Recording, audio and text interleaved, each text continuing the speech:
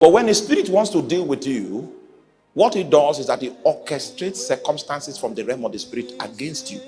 He allows it to come into your space. And then your intelligence will now become weak. It will now become insufficient to drive your life from that position. It is when you have experienced that defeat that you are willing to surrender to God. No human being will surrender by an act of his will. You don't know how terrible the fall is.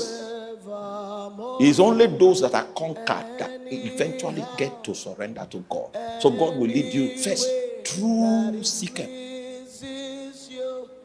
You will allow burdens that are beyond you to come upon. If you are going through that now, it means God loves you. It's a sign of Baba's love, because he wants to weaken your human energy. And a man whose human energy is still active is not useful to God. And that's why he electrocuted Uzzah. Uzzah means carnal strength. The man was deploying carnal strength to help God, and God electrocuted him. Because it's not by power, it's not by might, it is by my spirit. And the carnal man will not allow the spirit to walk.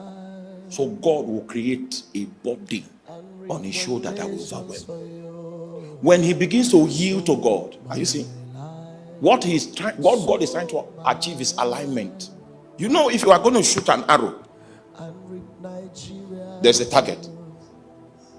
So if this pillar is the target and I'm facing this direction, when God overwhelms me with the body, that's when he begins to channel my life to face the right direction. Let me tell you something, you are facing the wrong direction.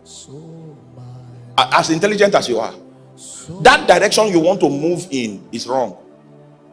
It is only when you begin to yield to God that God will now, the arrow of your life, he will focus it on the accurate target. He said, this is how God led him.